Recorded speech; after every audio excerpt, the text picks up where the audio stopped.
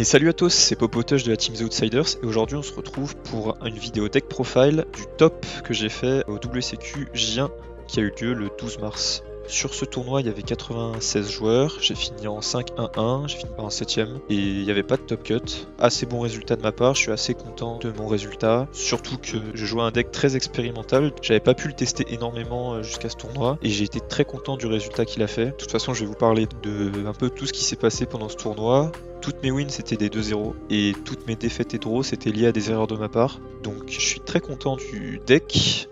Le problème ça a majoritairement été le pilote. Donc c'est plutôt bon signe pour la suite, avec plus de training ça ira mieux. J'ai affronté 2 caches, 2 sprites, un purely, un ninja, un labyrinthe. Donc assez standard par rapport à la méta. Alors je suis pas tombé contre des Despia, mais je pense que ça serait bien passé même contre Despia, donc pas de souci à se faire. J'ai pas eu de la chance au niveau de la représentation, donc le deck a l'air assez solide de manière générale.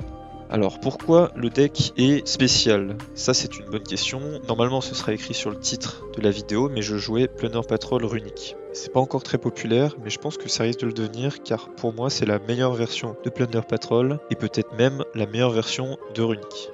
On va commencer directement par les ratios Plunder.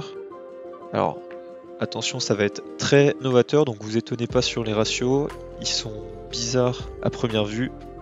Mais c'est ce que j'ai joué et ça m'a plutôt bien réussi. Donc pour l'Engine Patrol, on en joue que 10. C'est très peu et très inhabituel parce qu'en général on veut beaucoup de Plunder Patrol pour avoir des names à discard. Mais en fait depuis l'arrivée de Jord, c'est plus si vrai que ça. Parce que avoir Jord sur le terrain, ça signifie avoir un Patrol en main. Donc ce qu'on favorise, c'est avant tout l'accès à Jord et donc l'accès au teneur. Donc j'ai décidé de jouer 6 teneurs plus un terrain, mais le terrain il est moins là pour l'accès au teneur, mais plus là pour avoir une tuto après avoir fait l'effet de Mwerk. Après, si vraiment on a besoin de l'utiliser dès le début, on peut le faire avant d'activer la fontaine et aller du coup accéder à White. Ensuite, du coup, on a un Black Eye, un Bluebird et un Redburn. Le Black Eyes, il est là pour certains combos quand on open les deux teneurs. Ça fait beaucoup de plus. En général, on va spé Black Eyes avec White, on va le récupérer avec Jord et on va le spé. Le Bluebird, il est spé sur les combos classiques avec juste White et des runiques. Et il permet de recycler le deck, donc c'est... Enfin, plutôt de cycler à travers le deck, donc c'est totalement dans l'idée du deck. Et le Redburn, c'est la carte un peu greedy qu'on va spé avec White pendant le tour adverse. Elle n'est pas absolument nécessaire, mais c'est bien, ça rajoute une couche en plus d'interaction, donc j'ai préféré la jouer. Sachant que open ces 3 là, c'est pas horrible, ça fait Blackbird quand on n'a pas les teneurs. C'est pas incroyable, mais on prend, c'est pas horrible. Donc, pourquoi on jouait si peu de Plunder? Là c'est très simple, c'est parce qu'on jouait beaucoup de Runic. On a joué un très gros ratio, donc 2 fontaines ça c'est standard, 3 types c'est standard, 3 curse, 3 destruction, 3 flashing fire. Ça c'est le ratio le plus basique, mais on a aussi joué 3 slumber, 3 dispelling et un smiting storm. Donc pourquoi ces ratios? Slumber lui il est en x3 parce qu'il est activable going first. Il est très bien pour les situations où on open plusieurs runiques et pas d'accès à des plunders pour vider la zone extra. Dispelling il est en x2 parce que selon moi c'est le meilleur runique après ces 12 là, vu que maintenant qu'on n'est plus dans un format tir, l'effet de discard 1 n'est pas négligeable, et le marteau il est là pour servir d'extender uniquement. Je crois pas avoir activé l'autre effet, mais je suis très content d'avoir joué 18 names. En jouer beaucoup moins, ce serait incohérent avec la vision du deck, car le but c'est de draw de manière excessive, d'abuser du fait que les patrols draw beaucoup, et en fait les deux engines vont se complémenter, et chacune va draw l'autre, et ça va snowball énormément, et l'avantage va être considérable. Tant que je suis sur les runiques, je vais mettre l'extra deck, c'est pas très important pour l'instant, mais je reviendrai en détail dessus après. Ensuite, j'ai complété ces 30 cartes de le cœur par d'autres free spots. À la base, je m'étais penché sur le deck dans une approche très pure avec plus de patrol, à peu près autant de runiques et quelques entraps. Puis je me suis rendu compte à force de jouer que discard les patrols avec les runiques c'était une fausse bonne idée. Ça avait l'air bien sur le papier, mais discard Whitebird, ça mène pas à Jord, discard Golden Air non plus, parce qu'on a Hugin sur le terrain qui est level 2. Donc, j'en suis arrivé à la conclusion que je voulais des meilleurs discards, et que les free spots que j'avais ne me satisfaisaient pas surtout. C'est pourquoi j'ai décidé de jouer une petite engine Brave Token, 3 Enchantress, un Rite, un Griffon et un Chak. Voilà, le plus petit possible je pense. Parce qu'en fait l'idée c'est que si on open un Runic plus Enchantress, on est Gucci. Alors là, on est très content. Et même si on open directement le Rite, c'est aussi très bien parce qu'on va pouvoir blockchain la Hugin pour tuto la fontaine, et ensuite le Griffon il va permettre à notre fontaine de résoudre à coup sûr. Encore une engine qui se complémente super bien avec les runiques, et d'ailleurs je suis très étonné, après avoir joué le deck, de pas avoir déjà vu les deux mélangés ensemble. Alors suite à ce tournoi, c'est pas impossible que je rajoute un Rite à la place potentiellement d'un Runic, peut-être un Dispelling en moins. Sur le papier, c'est quand même des très bonnes cartes, et on n'est pas à l'abri de se faire bannir un Rite par un effet d'un Runic ou d'un Kashtira, donc c'est peut-être plus safe. Ensuite, pour finir, on avait 3 Ash Blossom, qui pour moi est le meilleur free spot du format. Il touche Despia très fort, il touche Labyrinthe très fort, il est ok contre Kashtira, même si c'est pas non plus la meilleure carte contre Kashtira, et de toute façon elle est très générique, elle touche Ugin, La Fontaine. On veut tout le temps avoir H, et ça tombe bien, notre deck permet de voir constamment H en main, vu la quantité de draw qu'on a. Donc pour moi c'était une évidence de jouer H main deck, et je regrette pas, la carte a overperform sur tout le tournoi. D'ailleurs, j'ai joué contre un ninja et j'ai résolu 5 fois H en 2 manches, le pauvre je le plains. Ensuite, pour ce qui est de l'extra deck. Ça, toujours à 3, c'est nécessaire à 3, on peut pas jouer moins. 2, c'est assez standard, rien à dire. 2, rien à dire, assez standard. Un Bran, un seul Bran, pourquoi un seul? En général il est joué à 2, mais là comme on joue déjà 3 types, 3 destructions, on a moins de mal contre les decks back row. Et on peut aussi le recycler avec Jord, donc 1 ça me semble très bien. Il m'a manqué dans certaines manches, mais j'ai quand même gagné 100, donc est-ce qu'il m'a vraiment manqué? Peut-être pas. C'est un certain confort d'en avoir un deuxième, mais il était bien. Ensuite, un Jord. Alors j'ai vu beaucoup de decklists passer avec 2 Jords, ce que je ne comprends absolument pas. L'intégralité des arguments pour le jouer à 2, c'est contre Kashtira, Unicorn va me ban Jord. Alors, c'est bien beau sur le papier, mais il se trouve que Going Second contre Kashtira, je m'en fous totalement que mon Jord soit banni, je veux juste pouvoir jouer. Donc si j'arrive au stade où je peux déjà invoquer Jord, bah ça veut dire que l'adversaire n'a pas fait grand chose, ou que j'ai déjà break son board, et il a déjà des attributs. De toute façon, j'invoque assez rarement Jord Going Second, sachant qu'il se recycle lui-même par son effet de scale, et que quand il est détruit, il retourne en extra deck face-up, et qu'on peut l'invoquer avec White, avec Red et avec Blackbird, donc à 1 il est très bien, il m'a pas manqué. Effectivement, si on avait un plus grand extra deck, peut-être que j'en jouerais un deuxième pour le confort, mais bon, c'est vraiment mineur. Un peu comme Bran au final, donc très bien 1. Et enfin, la dernière carte de l'extra deck, c'est une pièce maîtresse de l'extra deck, c'est Coral Dragon. C'est lui qui fait la synergie entre les runiques et les plunder. Il est vital, on peut pas jouer sans. Et en plus, il nous donne du draw power, donc c'est incroyable. Et enfin, je reviens sur les runiques pour compléter le principe. 3 Ugin, ça peut paraître beaucoup, mais les T0, on en utilise toujours 2. Donc on est bien content d'avoir une troisième. Elle n'est pas vitale la troisième, mais les 2 sont utilisés dès le début, donc je préfère en jouer 3. Un Jerry. Jerry il est nécessaire à 1 vu que au grind il permet de facilement faire les synchro 8 et récupérer la fontaine au passage sans faire de discard. Très bien, et même son effet pour détruire est très sympathique, il est arrivé plusieurs fois. La dernière carte du side c'était pour le time, c'était Munin. Munin c'est un choix qui a été fait par manque de testing.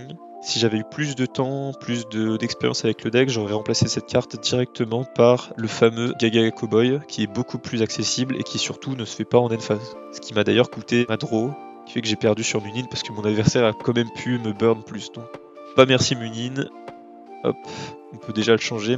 On préférera Cowboy dans le futur, parce que le deck a quand même pas mal de difficultés à finir les parties. Si l'adversaire ne veut pas scoop, bah, on va mettre un peu de temps à le tuer. Mais c'est pas vraiment un problème, parce que en général, on va souvent gagner. Alors, ensuite, pour le side deck, on joue la trappe que tout le monde joue, parce qu'elle est trop forte dans le format. Dimension barrière, effectivement, ça touche Kashtira, ça touche Despia, ça touche Sword Soul, ça touche Pendule. Plein de decks, je vous fais pas la liste. Ensuite, on joue 3 cosmiques. Alors, 3 cosmiques, ils sont pas vitaux, c'est un petit plus pour écraser un peu plus labyrinthe. Alors j'avais peur d'entrer dans le tournoi et d'avoir beaucoup de labyrinthes parce que la semaine précédente j'en avais rencontré beaucoup. Mais au final c'était pas nécessaire en fait. Les 3 engines ont des atouts pour battre les decks back row, mais le cosmique n'était pas de trop. Ça fait toujours une carte en plus qui permet de finir le travail bien comme il faut. Et même en miroir c'est toujours bien de bannir la fontaine, même si Bran le fait déjà. Et enfin les 9 dernières cartes de side, alors là c'était très ciblé. C'est 3 Kurikara, 3 Nibiru et 3 Lancea. La plus générique de toutes, c'est Nibiru, vu qu'elle rentre quand même pas mal de match-up et de rogue. Kurikara, elle rentre quasiment intégralement contre Kashtira et contre Naturia Runic pour passer Naturia Beast. Et en fait, le plan de jeu, c'est que contre Kashtira Going Second, pour avoir mes chances de gagner, je side out toute l'Ancient Brave, ce qui fait 7 cartes. Je vire un Slumber et un Dispelling.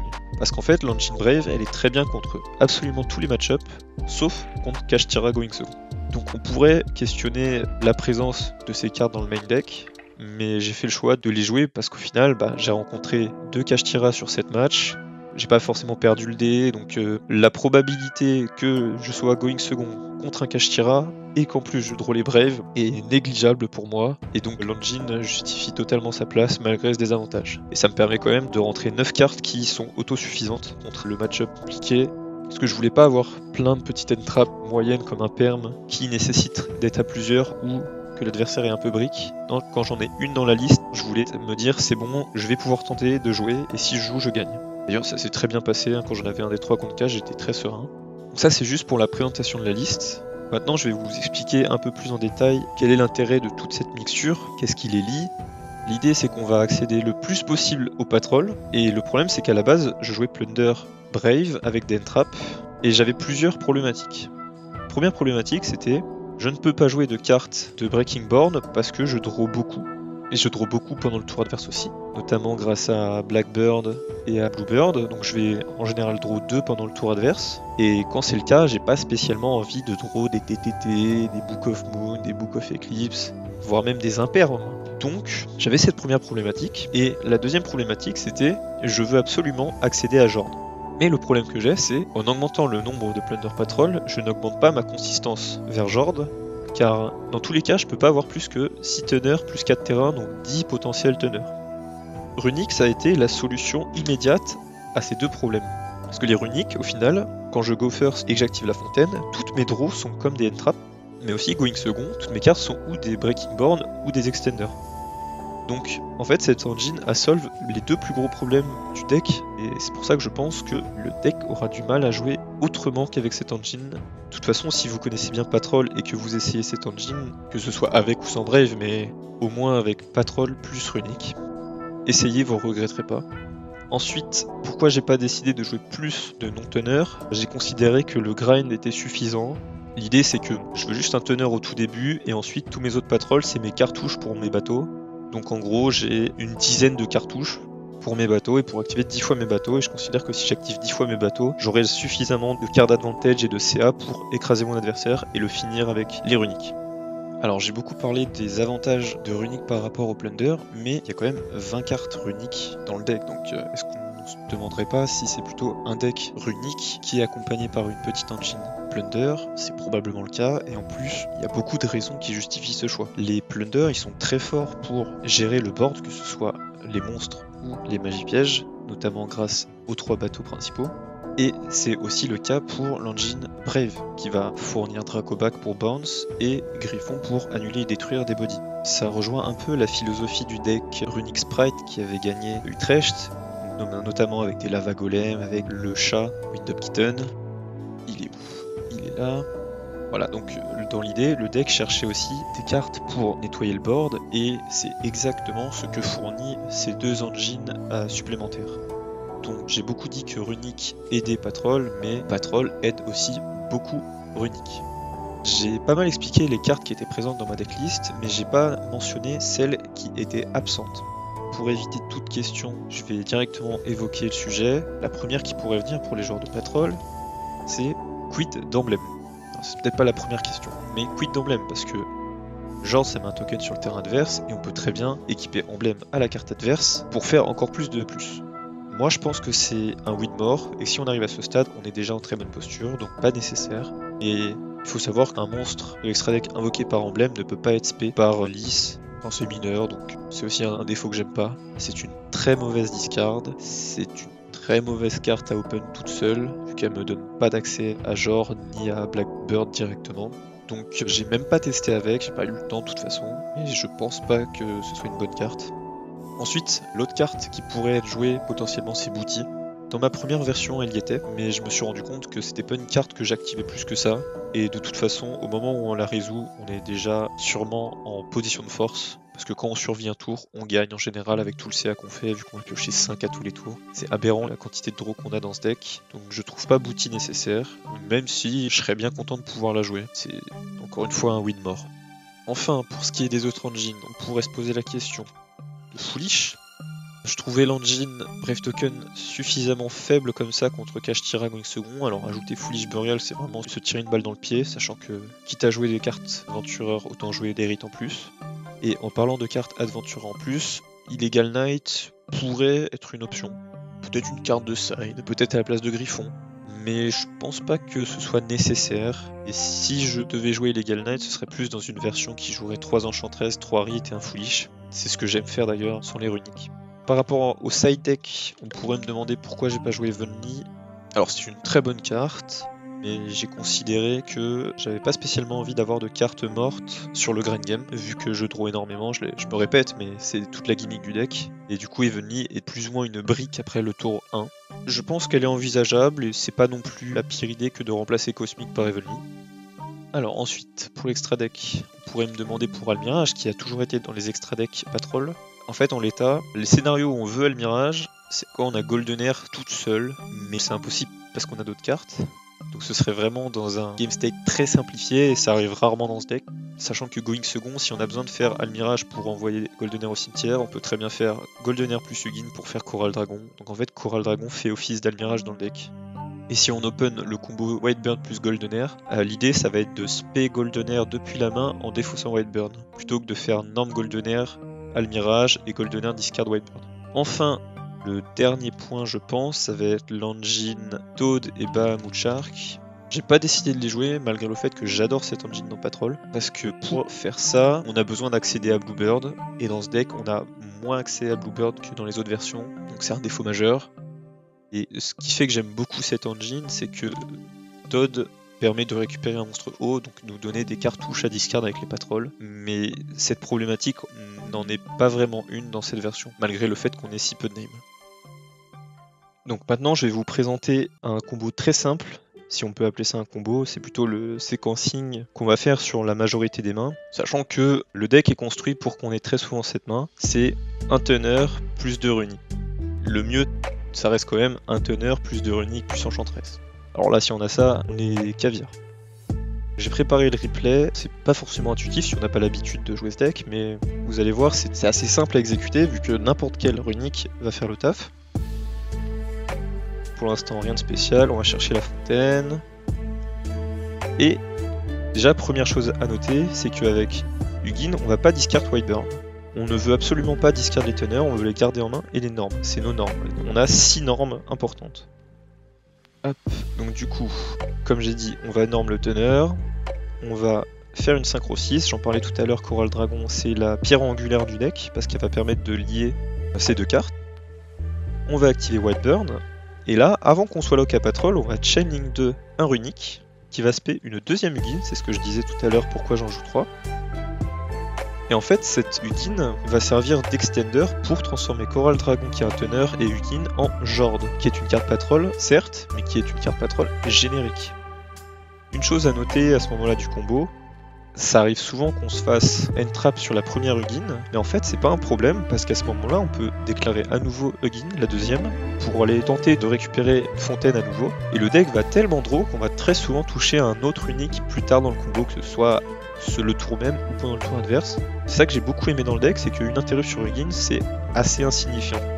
On pourrait se dire que le deck est sensible à H parce qu'il joue les Brave, du coup H sur Enchantress, parce qu'il joue les Runiques, du coup H sur Ugin, et les Patrols, encore une fois H sur n'importe quel Patrol c'est toujours fort. Mais en fait on a tellement de targets à H que ça en devient pas suffisant, vu qu'on a trop de trucs à H.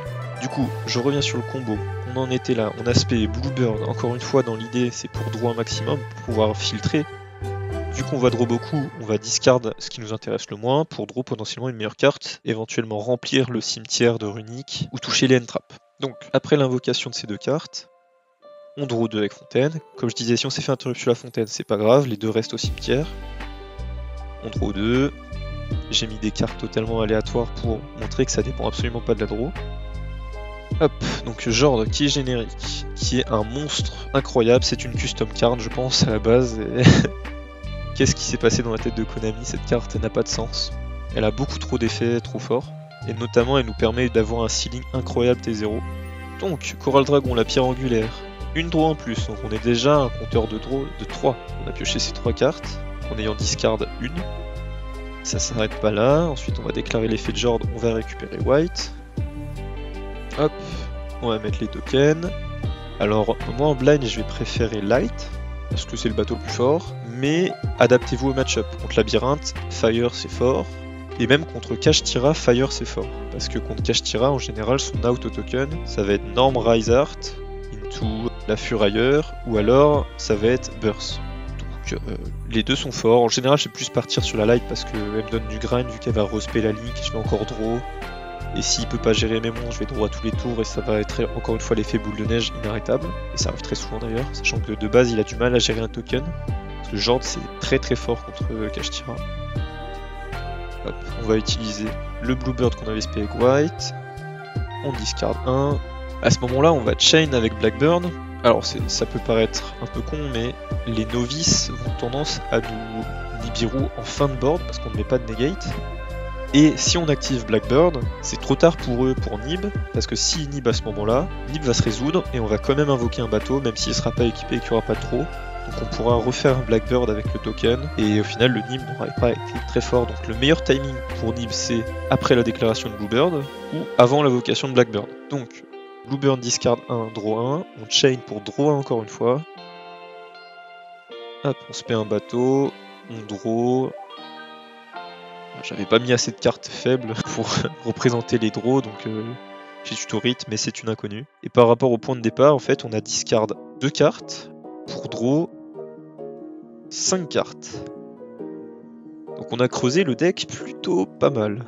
Vous vous rendez compte, donc du coup, on a draw 5, sachant qu'on avait une main de départ de 5, ça veut dire que sur notre T0 moyen, on va voir 10 cartes. Donc en 10 cartes, on a de grandes chances de voir un autre patrol éventuellement, on a de grandes chances de voir un accès à Rite, et on a de grandes chances de voir beaucoup de runiques, et d'avoir beaucoup de draws avec les runiques, donc potentiellement 3 draws supplémentaires avec la fontaine le tour d'après. Sachant que, alors là le combo est fini, mais pendant le tour adverse, on va resplay Blackbird, qui va nous faire redraw une carte à nouveau.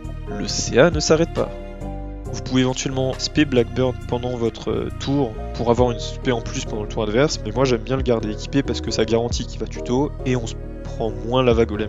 C'est un choix à faire, ça dépend des match-up parce que du coup on est plus sensible à Book of Moon, on est plus sensible à Book of Eclipse parce que lui il spé que en mid-phase. Vous choisissez autour de quoi vous voulez jouer, ça dépend de vos mains. Le plus safe ça reste quand même de spé Blackbird si vous avez plusieurs names patrol en main. Le combo avec Goldener est très similaire, la seule différence c'est qu'on va se lock après la draw de fontaine, donc du coup si on draw des rites ou des enchantresses avec fontaine on va pouvoir les utiliser directement et forcer potentiellement un Nibiru mais qui n'aura très peu d'impact.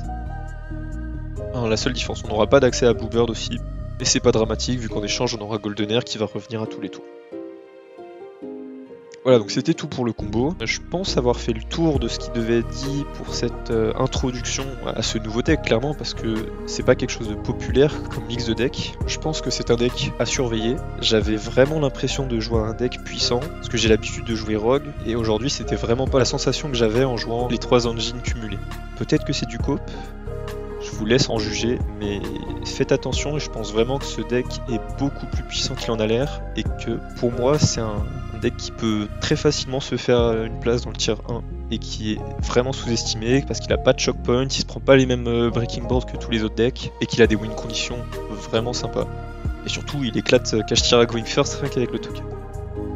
Je vous remercie d'avoir regardé la vidéo. Si vous avez des questions, n'hésitez pas à les laisser en commentaire, je répondrai à chacune d'entre elles. C'était Popotush de la team The Outsiders.